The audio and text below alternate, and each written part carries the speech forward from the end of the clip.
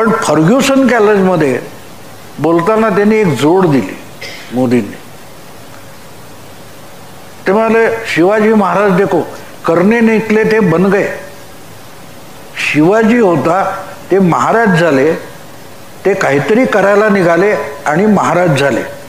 मला लक्षात आलं हा माणूस शिवाजी व्हायला बघतोय, काहीतरी उभं करायला बघतोय.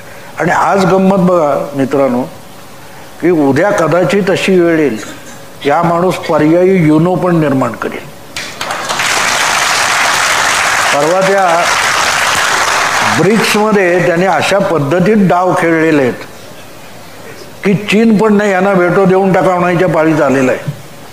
याचं कारण नाही तर हा युनोच गडबडून टाकेल.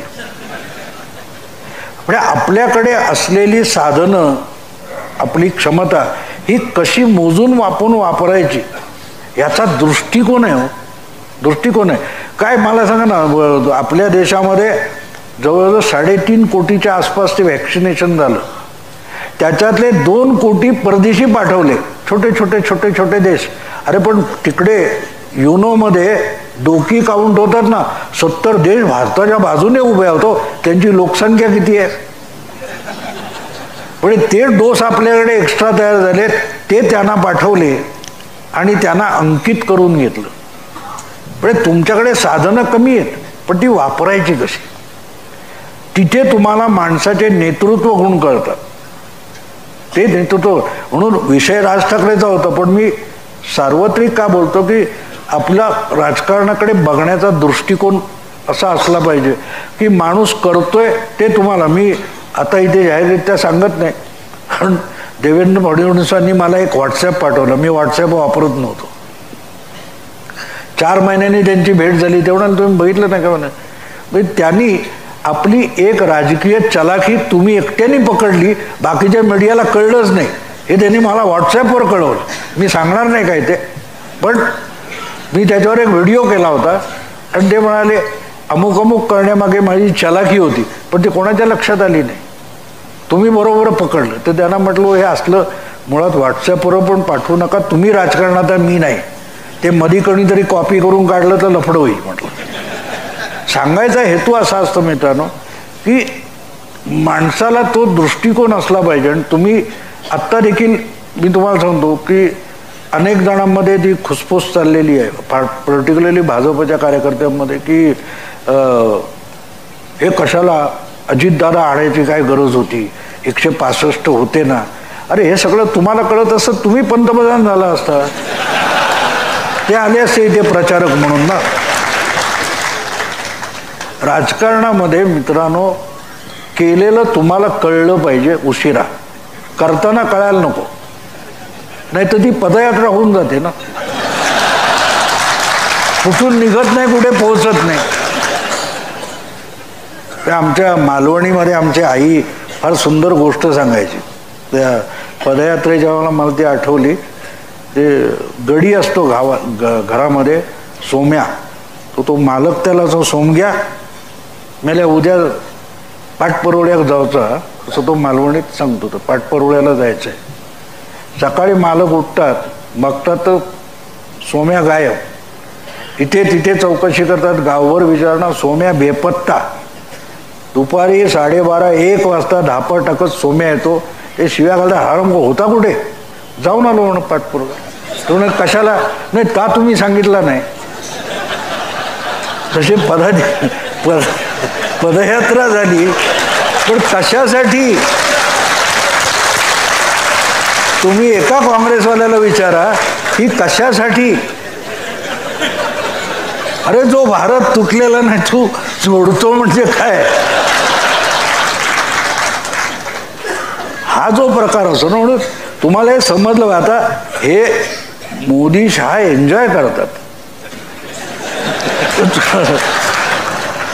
तुम्हाला गंमत वाटते का? सुप्रीम कोर्टाने सहजासहजी काही परत ती रिइन्स्टेट केलं का?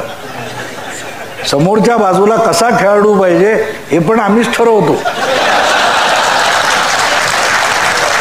तो गोलमाल नावाचा एक सिनेमा होता, तुम्हाला आठवत असेल, तो अमोल पालेकर होता.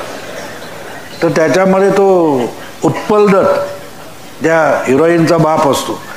तो अखंड बुद्धिबळ खेळत असतो. मग इकडचं काहीतरी हलवतो, मग समोर जाऊन बसतो, तिकडून पण तोच खेळतो. तुम्ही गेल्या 9 वर्षामध्ये उत्पलदत्तचं बुद्धिबळ बघताय. भाऊंनी नगासनग सगळ्यांची नावं घेतली, ममता दिदींपासून राहुल गांधींपर्यंत. अपेक्षित नाव शेवटपर्यंत आलेलं नाही. पण आणीबाणीचा जो विषय होता ना मित्र, इंदिराजी आणि आणीबाणी. आता आणीबाणी ज्या वेळेला होती तेव्हा तुमची पत्रकारिता सुरू झाली होती आणि तुम्ही सगळं अनुभवलेलं आहे. कोल्हापुरात मागे पृथ्वीराज चव्हाण येऊन काहीतरी एक वक्तव्य करून गेले, 2024ला जर पुन्हा मोदी पंतप्रधान झाले तर विधानसभेच्या निवडणुका होणार नाहीत आणि मग काय देशात आणीबाणीच लागेल अघोषित. काल शरद पवारांची जी सभा झाली, आज जी पत्रकार परिषद झाली, त्यातलाही एकंदर सूर तसाच होता. म्हणजे आपण ज्या पद्धतीनं, आता तुम्ही ज्या पद्धतीनं मोदींचे गुणगान गायलेत थोडक्यात, की कशा पद्धतीनं परराष्ट्र संबंध आपले ज्या पद्धतीने डेव्हलप झालेत, अगदी कोविड काळातही ती दूरदृष्टी मोदींमध्ये आहे. आपल्याकडचे थोडेफार वॅक्सिन आपण कोणाला तरी दिले, त्यामुळे त्या देशाचा राष्ट्राध्यक्ष जगासमोर तुमच्या पाया पडतो. हा करिश्मा आजपर्यंत झाला नव्हता. भारताच्या कुठल्या राष्ट्रपतीच्या, पंतप्रधानाच्या, दुसऱ्या देशाच्या राष्ट्राध्यक्षाने पाया पडले, मोदींच्या पाया पडले. हे आपल्याला दिसलं. आपण आज मान्य करतोय, पण त्यावेळेला हे विरोधी पक्ष नेते काय करत होते, आमच्या मुलांची वॅक्सिन्स बाहेर पाठवली म्हणून मोदींच्या नावाने खडे फोडत. मोदींचं हे वागणं आहे ना, त्याला हे आणीबाणी, हुकुमशहा या सगळ्या अशा उपमा देऊन, या संज्ञा देऊन त्यात नेमकं तोललं जातं नेहमी. आज शरद पवारांचा सूरही तसाच होता. तर ही खरोखर अशी अघोषित आणीबाणी लागेल का पुढे? नाही, अघोषित काय असतं मला कळत नाही. अघोषित काय असतं यांच्या दृष्टिकोनातून असं आहे की नरेंद्र मोदी ज्या पद्धतीनं कारभार हाकतायत देशाचा. नाही, एक लक्षात घ्या, भूत कुठे आहे असं तुम्ही विचाराल, पण ज्याला बघायचं त्याला दिसतं ना. बघायचं त्याला दिसतं, तुम्ही काय करणार? तुम्ही ढीक म्हणाल, तुम्ही तो हात करतोय, त्याच्या हाताची नखं वाढलेली आहेत, तो सगळं वर्णन करून सांगतो तुम्हाला. कारण त्याला ते बघायचं असतं आणि बघायचं असतं म्हणून दिसायला लागतं. हळूहळू भ्रमिष्ठावस्था जी असते ती तशी असते. म्हणजे आपल्या याच्यात देखील तुम्ही जगण्यात अनेकदा बघाल, काही माणसं काय काय हास्यास्पद करत असतात आणि मग जग फसत नाही त्यांना, पण त्यांना वाटतं जग फसते म्हणून, आणि म्हणून तेच आता जर तुम्ही सांगितलं तेच 2018च्या वेळेला ABP माझाला कुमार केतकर ते ABP कट्टावर होते, ते म्हणाले होते ना 2019च्या निवडणुका होणारच नाहीत, मोदी घेणारच नाहीत, ते जनतेला घाबरलेले आणि झालीच निवडणूक तर ते पराभूतच होणार. स्वर्गातून प्रभू रामचंद्र आले तरी त्यांना वाचवू शकणार नाहीत. आता वाचवू शकणार नाहीत म्हणजे 31 जागा वाढवून देतील आपल्याला माहीत नव्हतं. आता तेव्हा ते बोलले होते. आता ही बुद्धिमंत असतात, बुद्धिमंत जे असतात ना त्यांचा जगाशी संबंध येत नाही. आईन्स्टाईनचं एक फार सुंदर वाक्य आहे की बुद्धिमंतांना सहजगत्या उल्लू बनवता येतं, अडाण्याला उल्लू बनवणं अवघड असतं, कारण तो अनुभवावर जगतो, व्यवहारावर जगतो. यांचा हा प्रॉब्लेम असतो. तुम्हाला साधी गोष्ट सांगतो, हे असले जे बुद्धिमंत असतात, तुम्हाला जमलं तर इंटरनेटवर विथ ऑनर्स नावाचा एक सिनेमा आहे हॉलिवूडचा, फार सुंदर सिनेमा आहे. म्हणजे हे जे सोकॉल्ड बुद्धिमंत तुम्ही रोज बघता, व ते पृथ्वीराज चव्हाण असोत, कुमार केतकर असोत किंवा आणखीन कोणी बडे बडे बुद्धिमंत आहेत, तसा एक हॉर्वर्डच्या लॉ कॉलेजमधला प्रोफेसर आहे आणि तो असा त्या वर्गामध्ये ते कॉन्स्टिट्यूशनवर प्रश्न विचारत असतो सगळ्या मुलांना, आणि त्यांनी उत्तर दिलं की त्यांची खिल्ली उडवत असतो. त्यातला एक मुलगा, त्याचा ॲक्सिडेंट झालेला आहे आणि त्याच्याबरोबर एक भणंग बसलेला असतो, दारुडा. म्हणजे ॲक्सिडेंट झाला आणि त्याने त्यावेळेला त्याला योग्य वेळेला वाचवलं म्हणून तो वाचलेला असतो, आणि मग तो त्याला सांगतो तुला मी पैसे देत जाईन, मी राहतो तिथून कॉलेजमध्ये, कॉलेजमधून घेऊन जातो. एक दिवस तो त्याच्याबरोबर बसलेला असतो आणि हा सगळा प्रसंग चालू आहे, तर तो काहीतरी प्रश्न विचारतो, तो मुलगा गडबडतो, तर त्याला हा बाजूचा माणूस त्या प्रोफेसरला कळतं की हा कॉलेजचा विद्यार्थी असू शकत नाही. तो म्हणतो तू कोण आहेस, तू कॉलेजचा आहेस, तू इन्व्हायटी आहेस? तो म्हणतो नाही. तो म्हणतो देन हू आर यू? तो म्हणतो आय एम अ बम, मी भिकारचोट माणूस आहे म्हणतो. तो म्हणतो मग तू इथे का आलास? जातो म्हणाला. तो असा खाली येतो. आता बुद्धिमंत जे असतात ना, त्यांच्या सगळ्यात मोठा प्रॉब्लेम असा असतो की आपण शहाणे आहोत हे सिद्ध करण्याची त्यांना इतकी हौस असते की ते स्वतःची बेआबरू करून घेतात. त्यामुळे तो त्याला म्हणतो की why don't you answer my question? तो म्हणतो काय क्वेश्चन आहे?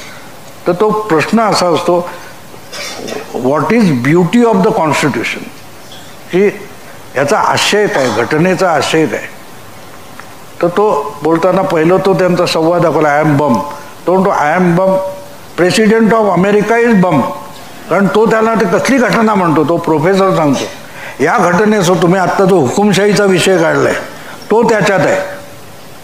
तो म्हणतो कसला? म्हणे अध्यक्ष एका मिनिटात अणुयुद्ध सुरू करू शकतो, त्याला काय तुमची काँग्रेस अडवणार आहे? कोणी अडवू शकत नाही. एवढे त्याच्याकडे प्रचंड पॉवर्स घटनेने दिलेले आहेत राष्ट्राध्यक्षाकडे, तो अणुयुद्ध सुरू करू शकतो. मग हुकुमशाहीला किती वेळ लागणार आहे? हे हुकुमशाहीच आहे. असं सगळं चालू असतं. तर तो भणंग असतो, तो त्याला म्हणतो येस प्रेसिडेंट इज बम. तोही भिकारचोट आहे, मी पण भिकारचोट आहे. आणि हे सगळं करून तो निघून जात असताना तो त्याला म्हणतो why don't you answer my question? तो म्हणतो का फुकट आन्सर देऊ? तो म्हणतो $5 दे दारू प्यायला. देतोस? नाही तर वाढमध्ये गेला. तो जायला लागतो. शेवटी त्याचा इज्जतीचा प्रश्न येतो. तो काढून $5 देतो. तो पहिले खिशात ठेवतो आणि त्याला सांगतो की घटनेची सगळ्यात महत्त्वाची गोष्ट काय असेल तर घटना बनवणाऱ्यांना माहिती होतं की आपण अजरामर काळासाठी घटना बनवत नाहीये, कालानुरूप गरजेनुसार त्यात बदल करावा लागेल म्हणून त्याच घटनेमध्ये घटना दुरुस्तीची तरतूद ठेवली आहे. That is the beauty of constitution. आणि हे तुझ्यासारख्या बुद्धिमंतांच्या मेंदूत शिरत नाही म्हणून तुम्ही निर्बुद्ध आहात. किती साधं सरळ उत्तर, साधं सरळ. आणि तो परत त्याला सांगतो एक लक्षात ठेव, एक लक्षात ठेव, मी किंवा प्रेसिडेंट आमच्यासारखे भिकारचोट असतात ना तेच काहीतरी करतात आणि आम्ही काय केलं ह्याचे अर्थ लावण्यात तुमचं आयुष्य संपून जातं आणि तुम्हाला काही कळत नाही असं म्हणून तो निघून जातो. हे जे मी हुकुमशाही म्हणणारे जे आहेत, हुकुमशाही जे म्हणणारे आहेत त्याला हुकुमशाही म्हणजे काय उलटा प्रश्न विचारा. कोणीतरी आत्ता मला पवारांची सकाळी पत्रकार परिषद झाले, ते काही पत्रकार भेटायला आले होते. त्यांनी मला एकाने एक ब्रीफिंग केलं, बा असं असं झालं. म्हटलं त्यांना तुम्ही विचारलं नाही ना, आत्ता आम्ही सगळ्या विरोधी पक्षाचं एक संघटन घट्ट करायचं ठरवलं आहे. म्हटलं का? त्यांना बुडवून तुम्ही मग BJPमध्ये जाणार का? कारण तुम्ही असंच पुलोत करून तुम्हीच काँग्रेसमध्ये गेलात आणि विरोधी पक्ष बोंबलले महाराष्ट्रातले. नाही मला ते कळलं नाही. म्हटलं बरोबर पत्रकार आहात तुम्ही. त्यामुळे प्रश्न असा असतो की साधा सरळ. आता काल सुप्रियाताई म्हणतात की पक्षात फूट पडलेली नाही, मग कशाला निवडणूक आयोगात गेलाय, कशाला राहुल नार्वेकरकडे गेलाय? पण ते काय बोलतात हे पण पत्रकारांना कळत नाही की कळून बोलायचं नसतं. आणि मग मला ह्या गोष्टी आठवतात का? ह्या अशी साध्या साध्या गोष्टी वाटतील तुम्हाला, पण मध्येच मी सिनेमात जातो, मध्येच मी क्रिकेटमध्ये जातो. तर ते एक गोष्ट लक्षात घ्यायला लागते की ह्या सगळ्या गोष्टी घडत असतात ना त्याच्याकडे पारदर्शकपणे बघायला शिका. तुम्हाला काय सांगितलं, मी माझा अनुभव सांगतो. माझी बायको गाडी घेणार होती, ती घर चालवलं. मी भडंग माणूस आहे, काय बिचारीने तिनेच सगळं घर आयुष्यभर चालवलं. मी 29 नोकऱ्या सोडल्या. तर आपल्याकडे एक मेंटॅलिटी कशी असते, तो अख्खा वेळ तो सेल्समन माझ्याच भोवती फिरत होता. मी त्याला म्हटलं तुला गाडी विकायची आहे? तुम्हाला हो क्यू साहेब. गाडी का घेऊ नये ह्याच्यावर मी एकटाच बोलू शकतो. गाडी ती विकत घेते, तिला समजाव, नाही तर तुझी गाडी संपणार नाही, इथेच राहील. तो गडगडला, बिचारा गेला, तिला समजून. पण सगळं संपल्यावर त्याला म्हटलं अच्छा ये चलती भी आहे? तो म्हटलं क्या बात कर रहे हो? म्हटलं मग तेवढं सोडून तू बाकीचं सगळं सांगत होता. ही गाडी चालण्यासाठी जाण्या येण्यासाठी असते, ही चालते एवढं सोडून तू सगळं सांगितलं ह्याच्यात ते. तर मार्केटिंगमध्ये कसं असतं की तुमच्या खिशातले पैसे काढायचे असतात. तोपर्यंत काय काय छान छान आहे, घरी पोचलं ना की कळतं त्याच्यात काय नाही नाही नाही. तर हे मार्केटिंग असतं आणि हे आपल्या डोक्यावर मारलं जात असतं. ते बाजूला ठेवा आणि जे घडतंय ते डोळसपणे बघा. मी आता धनंजय महाडिकनी ते बोलताना सांगितलं की मी मगाशी जो त्या उद्घाटनाच्या वेळेला तिथे सांगितलं की ह्यांच्या निवडीपासून प्रक्रिया सुरू झाली, त्याचं कारण माझा त्याच्यावर डोळा होता की देवेंद्र जे काय करतोय माणूस, तो बोलत नाही याचा अर्थ तो डेंजरस आहे आत्ता या क्षणी. माझ्यासाठी नाही, महाविकास आघाडीसाठी. पण ते बाकीचे तुम्ही घरी या, तुम्ही काय छत्रपती महाराजांना सांगितलं होतं ना, तुम्ही शिवबंधन बांधा, अमुक करा तमुक करा. अरे तो काय करतोय तिकडे बघा. ते परत परत देवेंद्र फडणवीस एक वाक्य बोलत होते, पण ते कोणी गंभीरपणे घेतलं नाही. मी हे सरकार पाडणार नाही, हे सरकार स्वतःच्या ओझ्याने पडेल सांगत होता माणूस. पण ते गंभीरपणे घेतलंच नाही. ते जर घेतलं असतं तर आपल्यामध्ये अवजड होईल असं युतीमध्ये प्रॉब्लेम आघाडीमध्ये राहू नये याची काळजी घेतली गेली असते. ती घेतली गेली असते तर चंद्रकांत दादा असो देवेंद्र असो ते सरकार पाडू शकले नसते.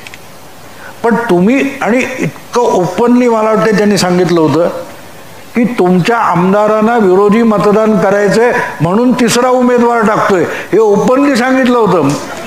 धनंजय महाडिकांना उभं केलं तेव्हा देवेंद्र फडणवीसांनी उघडपणे सांगितलं की तुमच्या आमदारांकडून आग्रह आहे की आमच्या नेत्यांना धडा शिकवायचा आहे. तरी पत्ते सगळे ठेवलेत समोर, पत्ते उडून ठेवलेत. हे जे तुझ्याकडे पत्ते नाहीत, तू काय करणार माझ्याशी. सकाळी 9 वाजताची पत्रकार परिषद चालू होती. तेव्हा सांगण्याचा हेतू असा मित्रांनो, हे सगळं तुम्ही बघाल तर तुम्हालाही कळायला लागेल. माझ्याकडे काय विशेष मेंदू आहे असं बिलकुल नाही आहे. मी हे निरागसतेने बघतो. निरागसतेने म्हणजे मला अनेक जण म्हणतात हे तुलाच कसं कळतं. म्हटलं मी पहिली गोष्ट तो बोलतोय तो बेअक्कल आहे समजून बघतो, मग तो कसा बेअक्कल आहे कळतं. पण तो बोलतोय ते ऐकून घेतो. तुम्ही ऐकून घ्या, समजून घ्या, मग तुम्हाला बॉडी लँग्वेजची गंमत सांगतो मित्रांनो. बॉडी लँग्वेज गेलात तर तुम्हाला इंटरनेटवर बॉडी लँग्वेजचे व्हिडिओज मिळतील. फार सुंदर त्यांनी समजावलेले. जिओ काय म्हणतात ते, नॅट जिओ आहे त्यांचा आहे, ते इतकं बारकाईने समजवतात. अहो माणूस तुम्हाला टी व्हीवर दिसतो ना, तो खरं बोलतो की खोटं तुम्हाला कळू शकतो. तुम्ही त्या निखिल वागळेकडे बघा, तर चालू असतं ना सर, असं बघता ना तुम्ही. कारण हातातून खोटं खरं सुटेल याची भीती आहे. हे बॉडी लँग्वेजचं लक्षण आहे.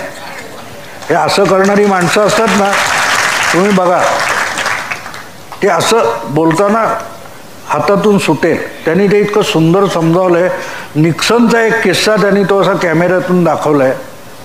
तो वॉटरगेट प्रकरण चालू असतं आणि तो तसा बोलत असतो आणि सारखा असं करतो.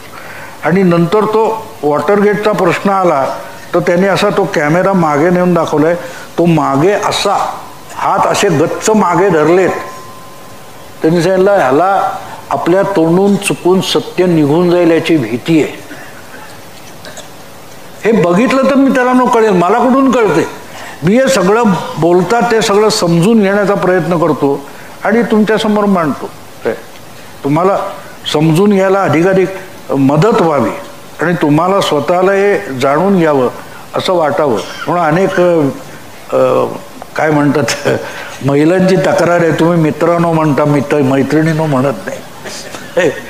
तर कारण अनेक महिला या पहिल्यांदा राजकारण या निरस विषयामध्ये प्रतिपक्षामुळे रस घ्यायला लागला. हे मोठं सर्टिफिकेट आहे मला. अगदी एक पुण्याचे पोलीस प्रोसिक्युटर वकील आहेत, त्यांनी घरी जेवायला बोलवता गेलो.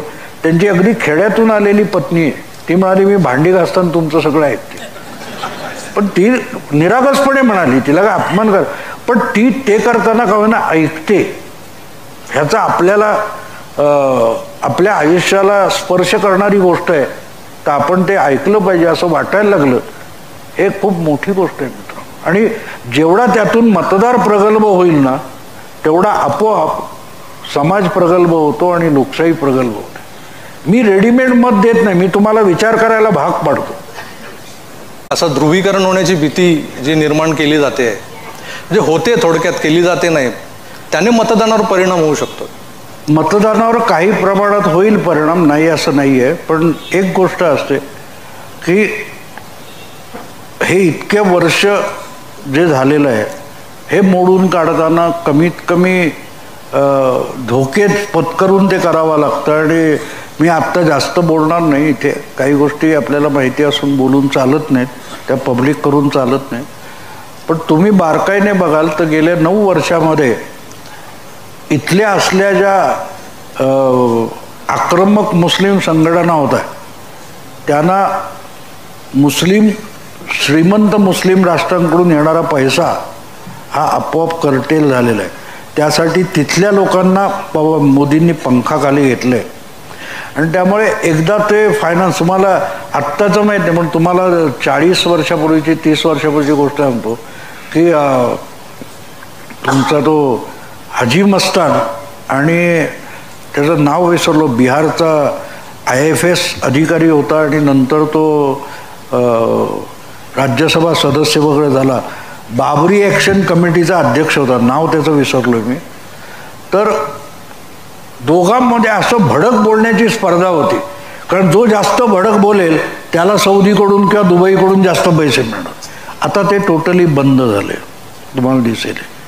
तर हे काय असतं की ह्या गोष्टी हळूहळू कंट्रोलमध्ये आणल्या जातात आणि त्या उघडपणे होणार नाहीत पण बॅकग्राऊंडला होत असतात. म्हणजे आणि दुसरी गोष्ट अशी आहे की जगामध्ये पर्टिक्युलरली आशियन रिजनमध्ये मोठ्या प्रमाणावर एक्स मुस्लिम नावाची मुवमेंट चालते. म्हणजे ह्या अतिरेकी इस्लामपासून बाजूला होणं याची एक प्रक्रिया सुरू झालेली आहे. अदरवाईज इस्लाम एक धर्म आहे, एक काय उपासना पद्धती आहे, त्याच्याबद्दल लोकांच्या तक्रारी नाहीत. पण जे हे उग्र ज्याला काय ते सौदी पहिल्यांदा त्याला स्पॉन्सर करत होते ते वहाबी इस्लाम, त्यातून हे उग्र रूप आलं आहे. बऱ्याच लोकांना यातलं काही माहिती नसतं, आपल्याकडे बोलतात, पोपट खूप बोलतात. पण हे आधुनिक जिहादचं जे तंत्र आहे हे लिहिणारा जो माणूस होता त्याला पहिल्यांदा मारून टाकला. त्याच्या माइलस्टोन नावाचं पुस्तक आहे, त्याला सगळ्या अरबी देशामध्ये बंदी आहे. ते ब्रिटनमध्ये विकत मिळू शकतं, भारतात मिळतं, पण अरबी देशात नाही.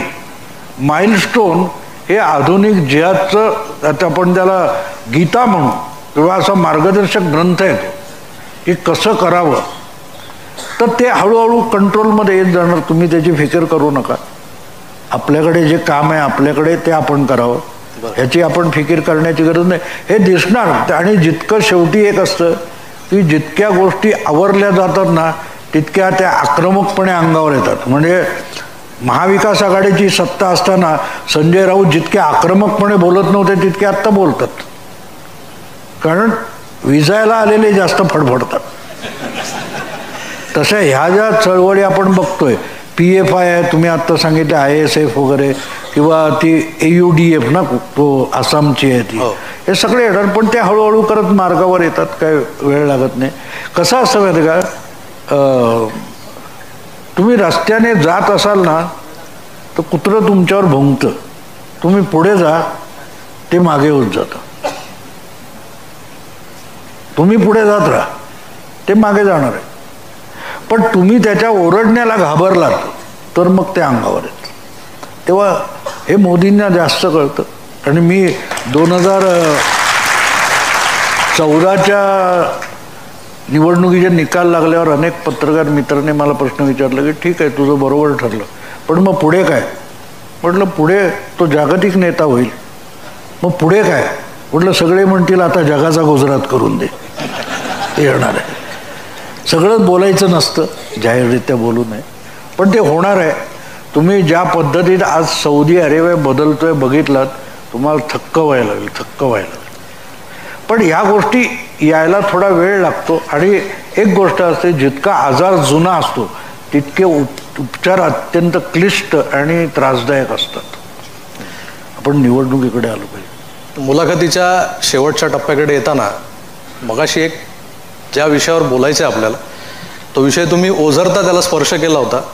मला तो स्पेसिफिकली काही 3-4 त्याच्यात अतिरिक्त मुद्दे आहेत, त्याच्यावरती मला तुमच्याकडून स्पष्टीकरण हवं आहे. एक तर म्हणजे राष्ट्रवादीला सोबत घेतलेलाच सामान्य भाजपचा जो मतदार आहे तो कुठेतरी नाराज आहे असं बोललं जातं. त्यात कसं आहे की मतदारांच्या मनात गोंधळ निर्माण झाला आहे की भाजपने राजकीय भूमिका बदलली का, हा एक पहिला प्रश्न आहे. त्यानंतर असं होतं की मग ही राजकीय अपरिहार्यता होती का, हा दुसरा प्रश्न. मग असाही विचार येतो की मग महाराष्ट्रात यापुढे या अशाच प्रकारच्या युत्या आघाड्या होत राहणार का, असेच सरकार आपल्याला मिलीजुली सरकार बघायला मिळतील. म्हणजे माझे एका प्रश्नात 1, 2, 3 असे 3 मुद्दे. पहिली गोष्ट लक्षात घ्या की जी परिस्थिती गेले जवळजवळ आपण असं समजू की 20 वर्ष महाराष्ट्रात होती, ही 4 पक्ष, युतीत 2 पक्ष होते, आघाडीत 2 पक्ष होते. ही परिस्थिती उत्तर प्रदेशात 30 वर्ष होती. भाजप, बसपा, सपा, काँग्रेस, आता 2च पक्ष उरले. बंगालमध्ये काँग्रेस, डावी आघाडी, मग ममता आली, भाजप उशिरा सुरू झाला, आता 2च पक्ष आहेत. तेव्हा ही जी ट्रान्झिशनल परिस्थिती असते त्याच्यावर तुम्ही निकाल लावून चालत नाही. महाराष्ट्रात 2 पक्ष राजकारणात येतील असं माझं मत आहे. म्हणजे एक भाजप असणार, दुसराही असेल, तो असे यांच्यासारखा अतिरेकी नसेल. अतिरेकी म्हणजे तोंडाळ, पण जे पोलरायझेशन होतं त्या पोलरायझेशन म्हणजे ध्रुवीकरणामध्ये हळूहळू करत लोक एका पोलकडे जमायला लागतात की जो ज्यांना आधार वाटतो आयुष्याचा, आणि तो भाजप झालाय, त्याला पर्याय नाही. ते तात्पुरतं. आत्ता तुम्ही बारकाईने बघाल तर आमच्या मालवणीमध्ये एक फार चांगली म्हण आहे,